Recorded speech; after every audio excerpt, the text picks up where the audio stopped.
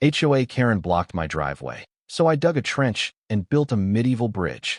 Hello everyone. Today we are going to explore a thrilling, intense, and dramatic story. It's the Battle of Tom, an ordinary resident in a peaceful suburban neighborhood, as he is forced to confront the abuse of power by Karen, the HOA, Homeowners Association, president, a person who has used her power to control everything in the neighborhood, from strict rules about house decorations to imposing unreasonable laws on the residents' lives. From Karen's SUV getting stuck in a trench that Tom built to her continuous attempts to pressure him and the community, the story quickly escalates into a tense legal battle. But the story doesn't just stop at resisting unreasonable rules. Tom not only wants to protect his property, but he also stands up to expose Karen's corruption and abuse of power within the HOA. An official investigation was launched, and the authorities started to take action.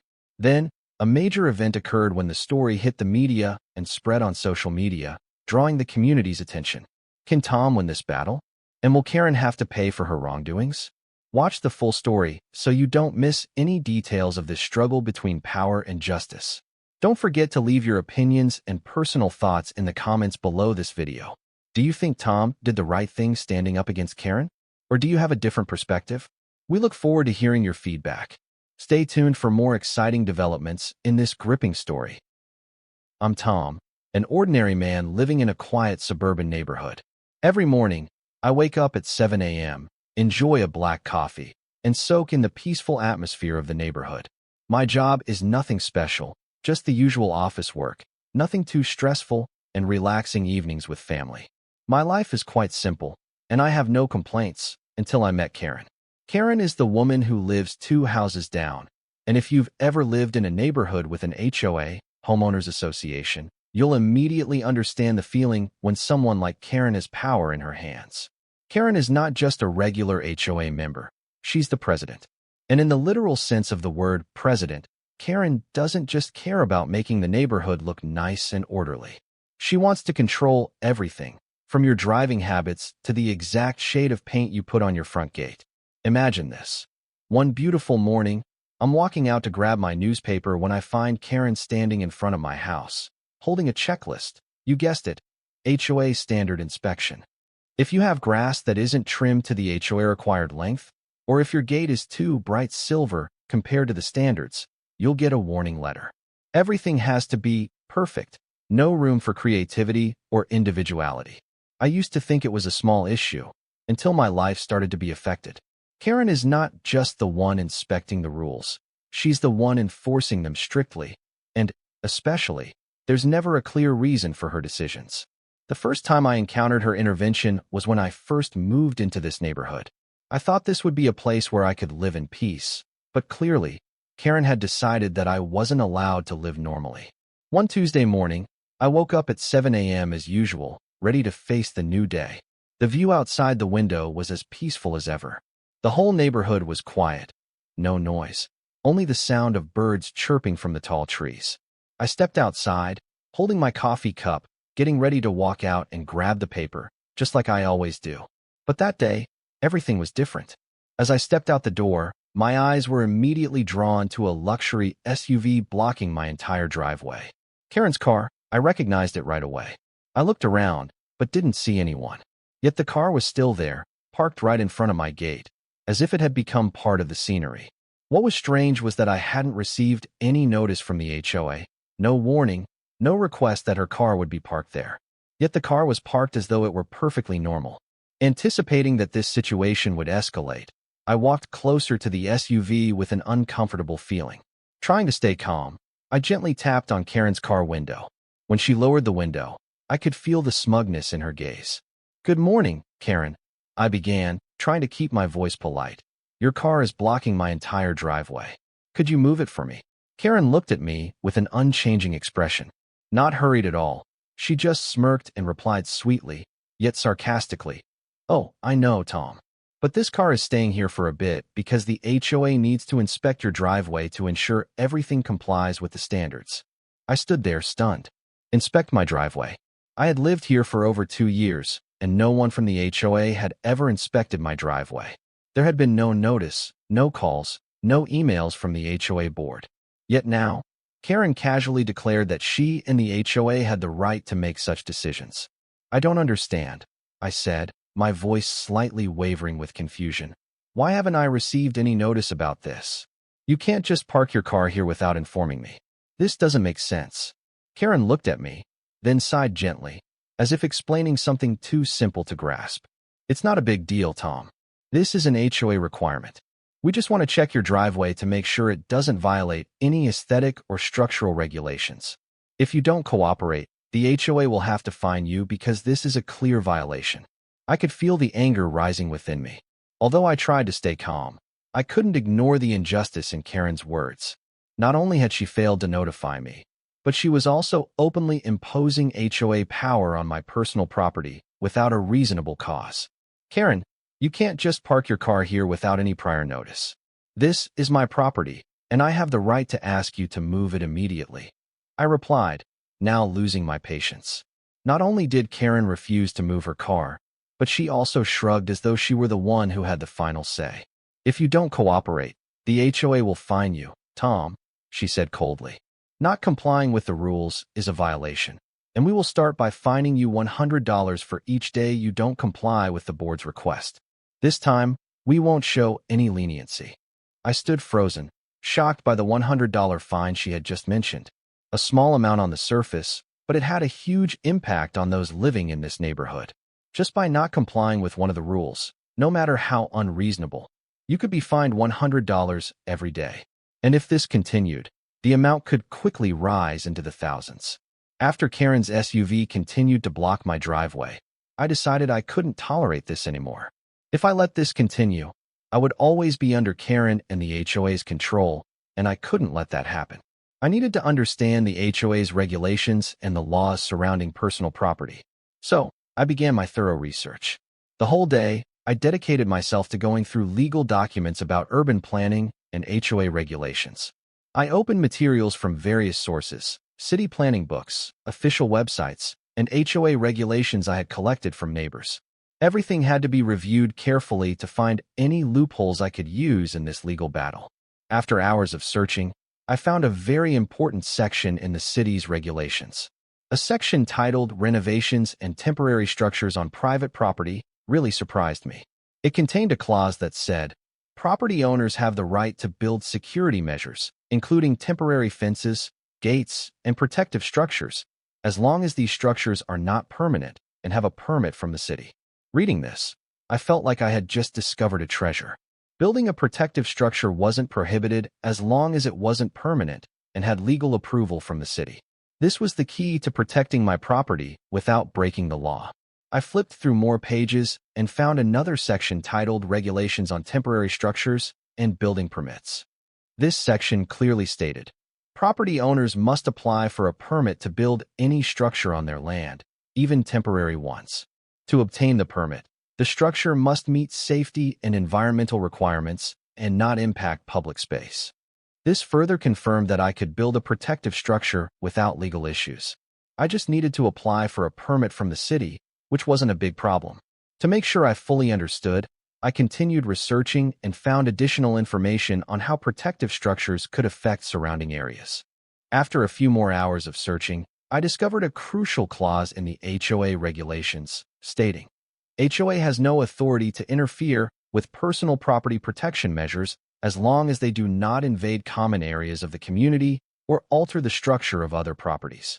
This meant that if I built a fence or a protective structure, as long as it didn't affect other properties or public space, the HOA had no authority to interfere. However, to be certain about every aspect, I decided to reach out to a friend of mine, Mark, a lawyer experienced in zoning and construction law matters. I called him and explained the entire situation.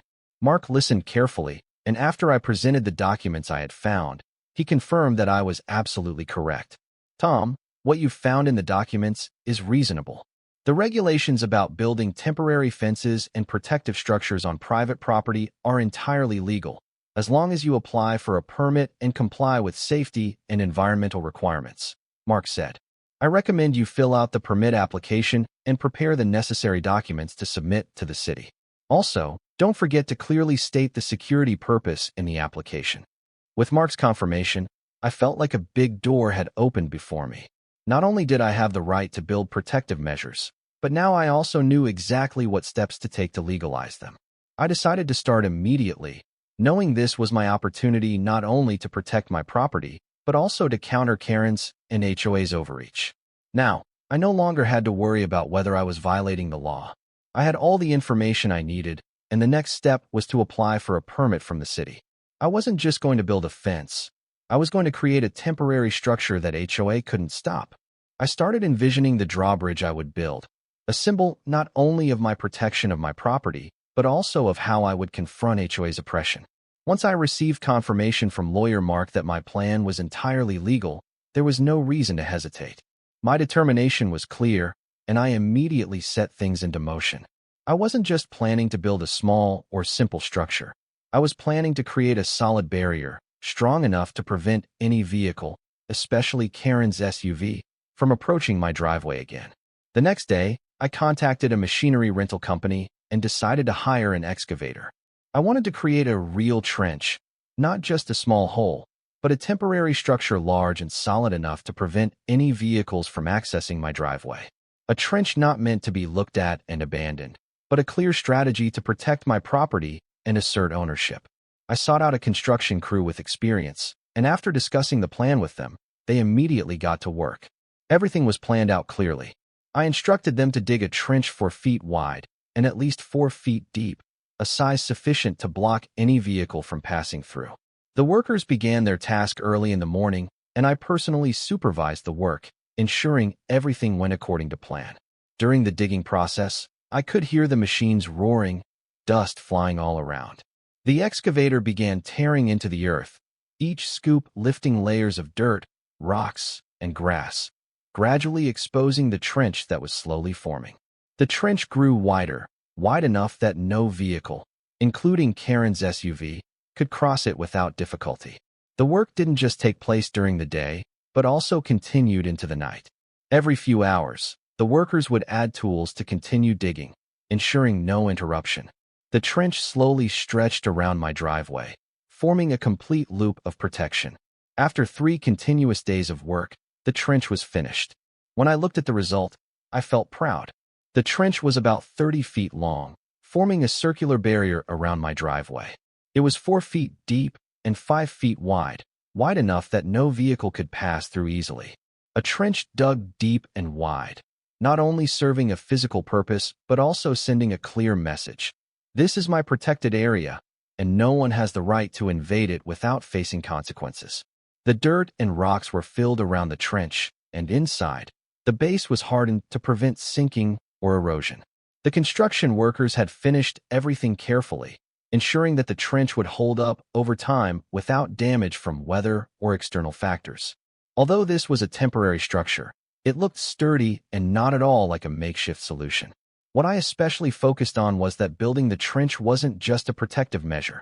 It also created a real barrier that Karen couldn't easily ignore. Once again, I felt proud of what I had accomplished. The people in the neighborhood, upon seeing the trench, couldn't help but be impressed by the seriousness of my efforts. While some didn't understand, many others started to look at me with admiration. After completing the trench, I felt like I had entered into a new battle. The trench, although a solid structure, wasn't enough to fully protect my property, especially when facing someone like Karen and the HOA. That's why I decided to go further, not just stop at digging the earth. As I began to think about the next steps, a bold idea flashed in my mind. Why not build a drawbridge? But not just any ordinary drawbridge, a medieval-style drawbridge. This idea would not only be symbolic, but it would also provide practical functionality. I planned carefully to ensure that this structure wouldn't violate any city or HOA regulations. The drawbridge would be designed simply but solidly, with a chain system that could be raised and lowered to protect my driveway from Karen's interference. The reason I chose a medieval-style bridge was because of its flexibility and the simple mechanical mechanism it offered. A drawbridge could easily be opened and closed, allowing me to control access to my property without creating legal issues.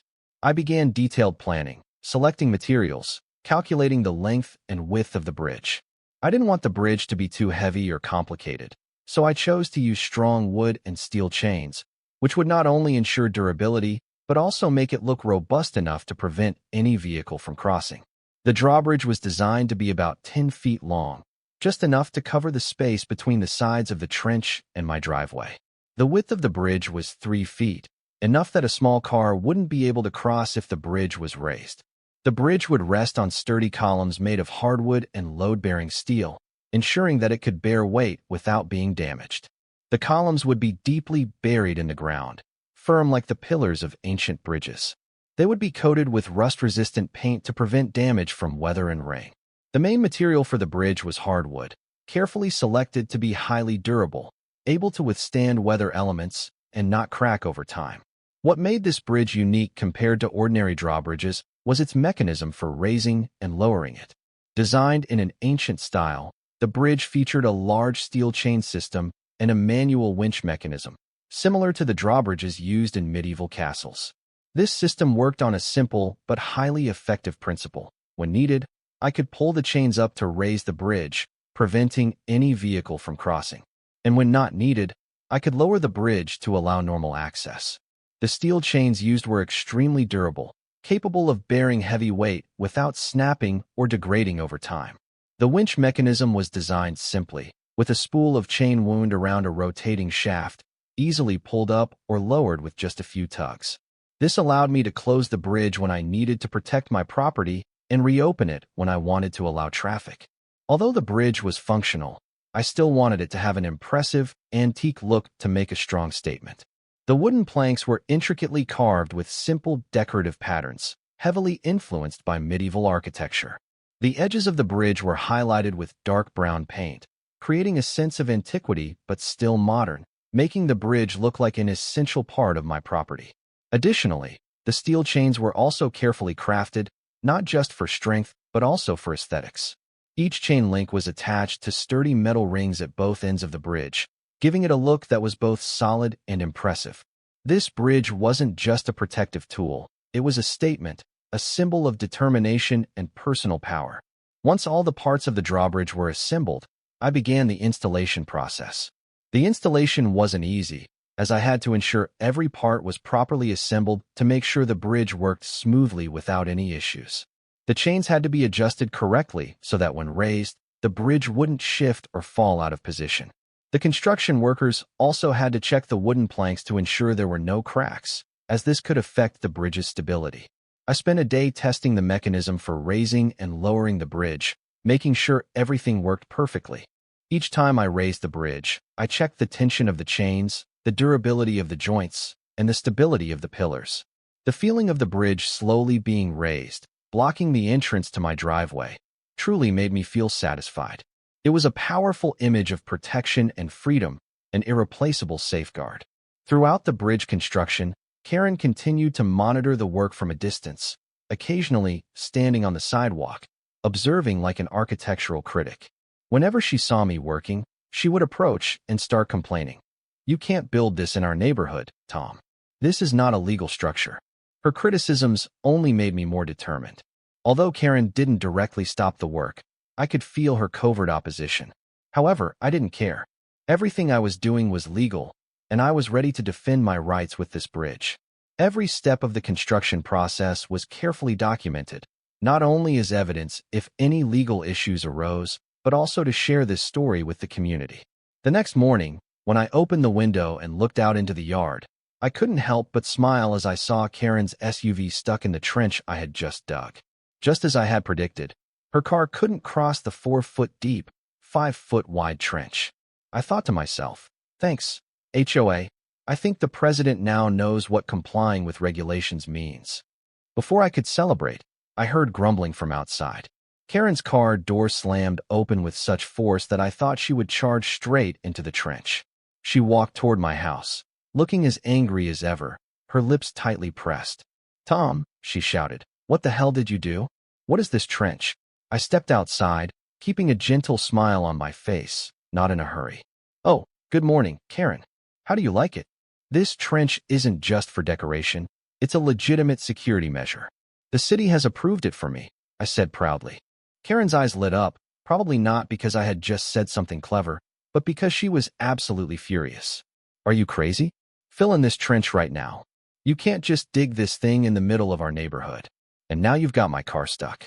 She stared at the SUV stuck in the trench with a face that couldn't be more embarrassed. I smiled, unfazed. "If you want, I can lend you a shovel and a few tools to help you push your car out.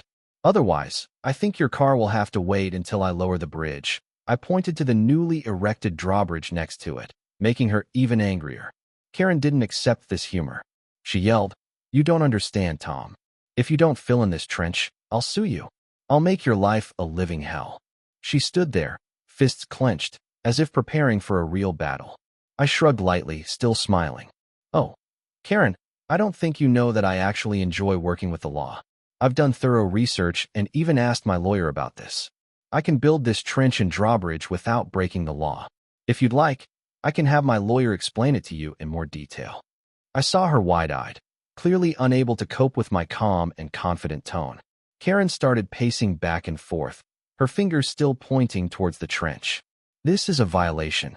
I'll make everyone in this neighborhood hate you. I'll call the HOA to kick you out of this community. You'll never live peacefully here again." I sat down on the chair, sipping my coffee leisurely. "Karen, you might not know, but I'm pretty sure everyone in the neighborhood is watching this drama unfold. They all see that I'm just protecting my property. As for the HOA, they've made life difficult for all of us. You can't do anything to me anymore." Suddenly, a few neighbors started to poke their heads out from their windows and doors, seemingly trying to eavesdrop on the conversation. An elderly neighbor, whom I had only met a few times, called out from the window, "Congrats, Tom. I never thought we'd have a fortress in the neighborhood. Now the HOA will definitely think twice." Karen heard this and got so furious that her face almost turned red. "The whole neighborhood will never forgive you, Tom. I'll make everyone hate you." She turned, stormed off the yard, still pointing at me. "You'll regret this when I'm done," she yelled as she walked away. As Karen left, I saw some neighbors laughing through their windows. I couldn't help but think to myself that I had just done the right thing. Although defeated from the start, Karen wasn't the type to give up easily. She continued to fight like a controlling figure who would never accept defeat. The day after her failure to demand that I fill in the trench, Karen immediately returned with her plan, but this time, she decided to pull in the HOA members. Karen wasted no time calling each member of the HOA, demanding they intervene and do whatever they could to force me to remove what she called a violation of regulations. However, each time she called, the response was not what she expected. A few HOA members, who had grown tired of Karen's leadership, began turning their backs on her. Some even directly told her that my actions were legal and that they couldn't do anything to stop it. Repeated refusals only fueled Karen's anger, and she was left feeling helpless. "This is unbelievable. You're all betraying me," Karen screamed on the phone, but the more she tried to pressure them, the fewer people agreed with her. The constant rejections hit her pride like slaps in the face. One HOA member even told her, "If you keep pushing this, it'll only make the neighborhood more chaotic. We don't want these kinds of issues anymore." This made Karen even more furious. Things were starting to spiral out of her control. My story quickly spread throughout the neighborhood, becoming a hot topic of conversation. Neighbors who had been indifferent or silent before now started to realize that what I was doing was the right thing. Not only was I protecting my property, but I was also standing up against a power structure trying to invade everyone's personal lives. Many people in the neighborhood, who had previously been too afraid to speak out, began showing their support. Some even came to see me and said they really liked my idea and hoped I would continue fighting for my rights. Karen couldn't handle the increasing opposition from the community. Not only did she feel isolated, but she was also furious that she couldn't control the situation.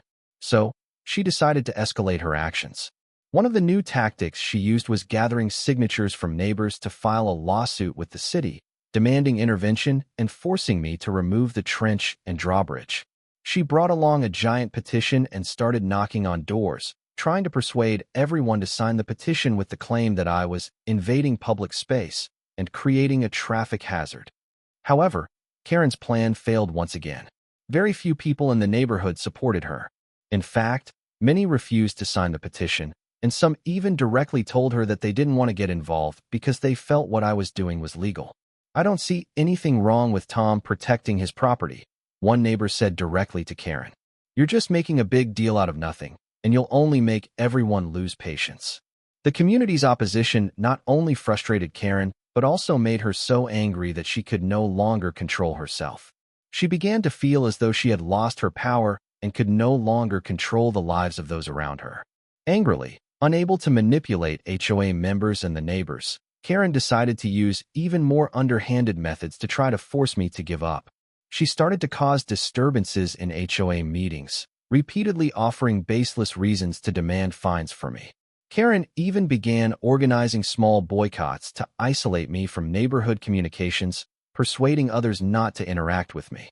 Under Karen's leadership, the HOA began to lose its influence and control over the situation.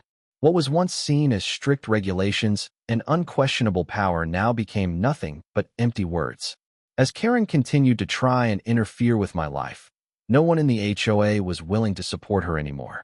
My story was not only widely known within the neighborhood, but also started to attract the attention and support of many residents in the area. Although Karen continued to pressure me with threats and demands for the HOA to intervene, I noticed that her support in the community had drastically dwindled. HOA members, although some still tried to maintain their support for Karen, had begun turning their backs on her. They no longer wanted to see the community torn apart by endless legal battles created by one person. Meanwhile, I continued building my drawbridge, constantly upgrading and refining the structure. I knew this was just the beginning of my plan. The failure of the HOA was a signal to me that I could go even further.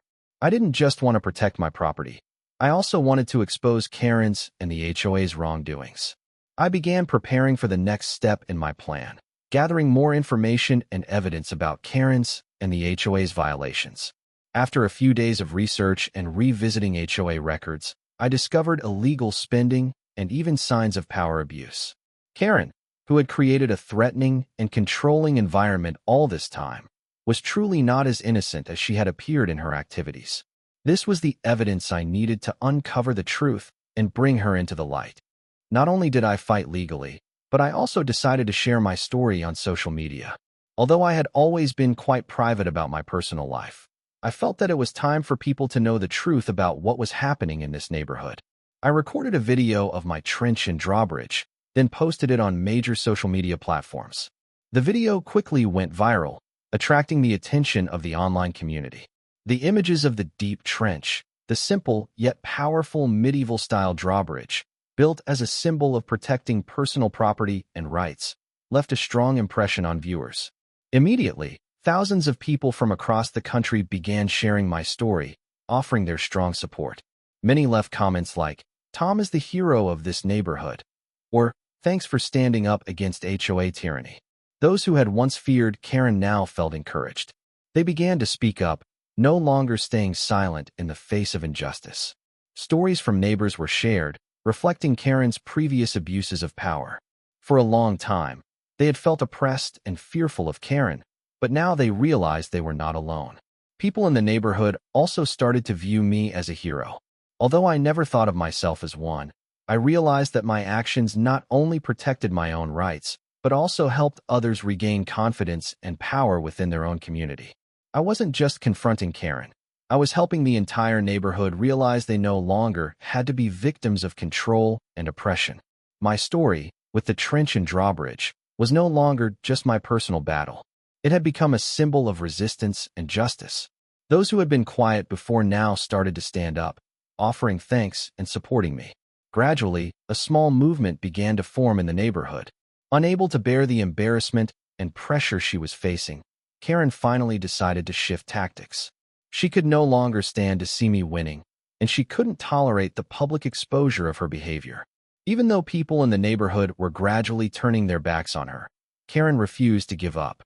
This time, she decided not just to threaten me, but also to take the matter to court, hoping to reverse the situation and force me to back down. Karen began filing a lawsuit against me, accusing me of violating community protection regulations and creating a potential danger to the safety and aesthetics of the neighborhood. In the lawsuit, she repeatedly emphasized that the trench and drawbridge I had built were dangerous structures that could cause accidents for the residents, and that what I had done was a violation of landscape and public safety regulations. The trial began, and the atmosphere in the courtroom was heavy. Karen, standing beside her legal team, kept her usual arrogant expression, although deep down, she was worried. She had prepared meticulously for this fight, not only wanting to win, but also wanting to set an example for anyone who dared challenge her authority.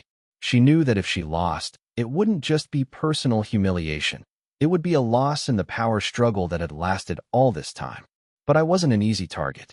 After everything that had happened, I wasn't just standing here to defend my structure.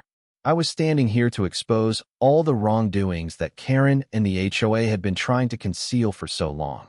Karen started with her accusation. The actions of the defendant, Tom, not only violate HOA regulations, but also pose a potential threat to the safety of the community. The trench he dug was done without prior notice, and the drawbridge is a danger to all residents in the area. She pointed at me, her face tense, her tone challenging. I smiled, not rushing to speak. I had prepared for this moment. I had studied every clause, every regulation. I knew exactly what I needed to do to counter Karen's accusations. When it was my turn to speak, I stood up straight, my gaze sharp, and my voice steady. Your Honor, I have complied with all the city's regulations regarding personal property protection. Every structure I have built has been legally permitted, and everything I've done is in full compliance with the law. In fact, I even notified the HOA about these changes. The trench I dug is not only to protect my property, but it also prevents unauthorized access to my private area. I pulled a copy of the city permit from my pocket and threw it onto the table in front of the judge. Karen saw the permit, her face turning pale. But she didn't give up easily. This permit doesn't apply to the danger caused to this neighborhood. The trench is a potential hazard, and his drawbridge, an uncontrollable structure, it could collapse at any time. You're talking about danger, but you haven't mentioned the danger of my privacy being invaded all this time. I continued, not hesitating. You and the HOA have repeatedly violated my property rights, imposing unreasonable regulations on my life without my consent. The trench and the drawbridge are what I had to do to protect myself, not some harmful structure as you're claiming. At this point, the atmosphere in the room grew tense. The people in the courtroom began whispering to each other. A few of my neighbors were present at the trial, and they all knew the truth about what Karen had done over the years. Neighbors began looking at each other, some nodding, as if they were empathizing with me. Karen couldn't stop her anger. You can't just destroy our neighborhood because of personal disputes. You'll pay for this. I didn't let her distract me. You can continue to threaten me, but I have gathered enough evidence to refute everything. I have not only protected my rights, but also exposed your abuse of power. I pointed to the copies of documents I had gathered. I have clear evidence that you've used HOA funds for personal purposes, not for the benefit of the community. You've abused your position to do illegal things. I presented the evidence, including copies of the HOA's financial documents I had found, which showed the money Karen had spent on vacations and expensive personal items. These documents not only proved Karen's greed and abuse of power, but also showed that she didn't deserve to continue holding power in the HOA. The trial became more heated than ever. Witnesses couldn't stay still. Some began whispering, exchanging information they knew. A few of my neighbors also attended the trial, and they began speaking up in support of me. Among them was John Miller, a neighbor who had lived in this neighborhood for over 15 years and who had been pressured by Karen into complying with the HOA's unreasonable regulations. He stood up, his voice ringing out. I've lived here a long time, and what Tom is doing is completely legal. Not only that, he's following city regulations and has fully informed the HOA. Karen has been abusing her power. Without people like Tom, we'd be living in a community controlled by people like Karen. John's statement silenced the courtroom. Other neighbors began looking at each other. Some of them stood up and voiced their support for me. Karen, unable to bear it, looked around the room as if searching for approval, but all she received was silence. Karen turned away, her face flushed with anger. You won't get away with this, Tom. I won't let you win. The trial had lasted all day, and now, with all the evidence presented, the atmosphere in the courtroom was tense. After hearing my defense and the clear evidence of Karen's wrongdoing, the judge didn't hesitate before declaring, with all the available evidence, I declare that Karen has no legal basis to sue Tom. Everything Tom has done is legal, and Karen's attempt to abuse her power within the HOA is unacceptable. Karen's face turned ashen, her eyes wide with fury. She had thought she could turn the tables, but now she had to face the greatest defeat of her life. The people in the courtroom began to murmur, and you could feel the celebratory atmosphere of those witnessing my victory. The judge continued, "Given the lack of evidence to support the accusations and Karen's misconduct in her role as HOA leader, I recommend that she be held legally accountable for her actions in this community." After the verdict, Karen silently left the courtroom, her eyes betraying disappointment and hatred. The crowd around her watched as she walked away, and some even whispered, "Finally, she has to pay." Right after the trial, the battle didn't end there. I knew that while Karen being sued and losing in court was a huge victory, I needed to make sure she truly paid for her power abuse within the HOA. And I was ready for the next battle, this time at the HOA meeting. That day, the HOA meeting took place in a tense atmosphere. The HOA members sat around the conference table, but this time, all eyes were on Karen, who had previously always been confident and domineering. Today, Karen had no power left. She knew that no one supported her anymore, and that losing in court was the biggest shock of her life. The meeting began, and I wasted no time. I stood up, pulled a thick folder from my bag, and started presenting the evidence. The photos I had collected of Karen's violations, along with the financial documents I had found, were placed on the table for everyone to see. These are irrefutable pieces of evidence. Karen has abused her power in the HOA for personal gain, including using HOA funds for personal purposes, from expensive vacations to luxury personal items, I said, my voice steady and unwavering. The HOA members exchanged glances, and some began staring at Karen, who could no longer maintain her usual confident expression. Karen tried to speak in her defense, but this time she couldn't justify herself. Everything was crystal clear. "It's impossible. These are false accusations." Karen tried to deny, but her voice was weak, lacking conviction. She looked at the members of the board, but none of them stood by her. The cold, silent stares were the clearest answer. I continued, providing more solid evidence. The financial reports, the emails Karen had sent to other members, everything pointed to her corruption over the years. "This is proof that Karen doesn't deserve to be the HOA president. We can't allow someone like her to continue leading this community," I said. After all the evidence was presented, the atmosphere in the room grew so tense that no one dared speak. Karen sat silently, her hands clenched, but she couldn't say anything. She had been completely exposed. Finally, the meeting concluded with a decision that couldn't have been clearer. Karen was removed from her position as HOA president. Everyone in the room began discussing the next steps, and an official investigation into her actions was immediately initiated. The rumors, the power abuses Karen had caused over the years, were now verified, and nothing would ever be the same again. Karen stood up, her face pale, but there was nothing she could do except lower her head and leave the meeting room, no longer possessing the power to fight back. I knew she would never return as the HOA president. The next day, when the HOA meeting ended with Karen being dismissed and an official investigation opened, things became more intense than ever. It was unbelievable. Karen's actions, from abusing her power to using HOA funds for personal gain, had now come to light. But this wasn't just about the HOA meeting. It had caught the attention of the authorities. The police began to get involved. After reviewing the evidence and information I had gathered, along with the financial reports and documents I provided, the authorities began investigating Karen's misconduct within the HOA. Specifically, the use of HOA funds for personal trips and inappropriate expenditures was a clear violation. One early morning, as I was preparing for a normal workday, I received a notification from a friend in the legal department that the police had officially arrived at Karen's house to arrest her. Karen was arrested for corruption and abuse of power, and the documents I provided were enough to initiate formal charges. The story of Karen's arrest and investigation didn't stop in our small neighborhood. My story and Karen's began to spread beyond the community, attracting media attention. Reporters from local TV stations and major newspapers began calling for more information. Interviews were held, and the story of corruption within the HOA became a hot topic. HOA president arrested for abuse of power and corruption in the community. These big headlines began appearing on news sites, capturing the attention of thousands.